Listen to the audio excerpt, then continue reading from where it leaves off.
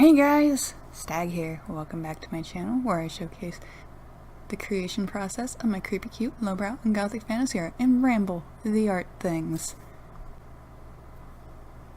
Today, the Amazon fairy came and I have a haul video for you. Kind of an emergency Inktober refill. I also needed to replace my camera I was having issues with for the last few days. Since it first came out, I have been using the Logitech Brio, but I started having weird problems with it freezing, so I had to switch back to my old Logitech C930. The difference is just so drastic in clarity and light management, so I'm going to start this video off with the Brio so I can use it for the second half of my Inktober buys. I don't remember how my original Brio box looked. I feel like it was a little different, but I'm not entirely sure on this. It seems more like economy packaging. I noted the clip it came with that you would use to hook it to a monitor is a lot cheaper and with the plastic feel than my first. I have no idea where it is at the moment for a comparison, and my kitty is demanding attention. I don't like how they put the clips in it though. It kind of like snaps in, so you feel like you're gonna break something when you need to remove it to mount it to a tripod or camera arm. The lens cap also felt really cheap in comparison to the older one I have. But as far as webcams go, I do really like the Brio. Instead of having to use a capture card and a regular camera, it was just a lot more economical setup for the convenience of a webcam. But the quality is so much better. I could never get the colors right on any of the other webcams I had for my paintings, as well as a crisp image.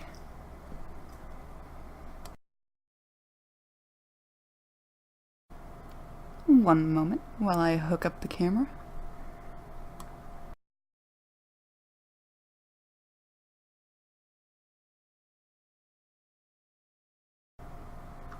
Pens. I got more pens. You might remember from my Inktober haul video. I got the Copic multiliner set, the disposable ones. Well, not even halfway through Inktober, I'm having issues. Don't get me wrong, I love the pens. My favorite sizes to use are .05 and .1. So I got the refillable versions, the Copic multiliner SPs. With the .05 being my most used, it was starting to feel like the nib was wearing down, or it might have just been running out of ink, but I just wasn't having same line consistency.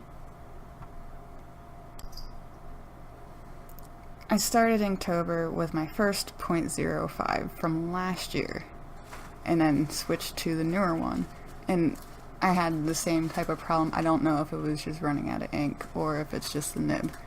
It just wasn't reliable. So I had gotten replacement nibs and an ink cartridge to go with the .05 since it's the one I use the most and the pens are kind of dying. I was actually kind of surprised how big the ink cartridge was, because buying from the internet, normally things look different, and for some reason the picture, it looked smaller in the package, for me anyway.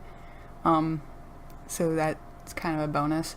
Granted, I don't know how much ink is actually in there, but that was at least a nice surprise. My cat's just in the background, just ruffling through everything. But anyway, I quickly figured out how the cartridge will go in. But to replace the nibs, I was a little confused at first, because it's like, I wasn't sure if I had to twist or anything. So, like, in that aspect, like, it kind of feels like a shoddy kind of way to make it, because I really would have preferred some type of twisting action on both ends. You gotta pry them out. I had to look at the back of the packaging to figure out how to get the nibs off, which you use a coin to like pry them out, and I'm pretty sure my first time doing it I will be nervous thinking I'm gonna break it, but we will see.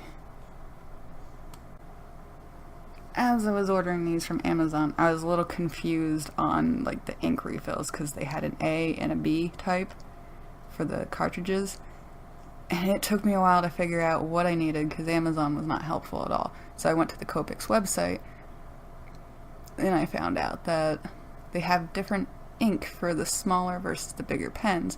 With the sizes 0.03, 0.05, and 0.1, they all use type A cartridge because the ink is more fluid for the smaller sizes. And the other type being B for the larger pens, which is actually kind of cool that they thought of that and dealt with that. The pens feel pretty decent. They feel a lot lighter than I would have thought.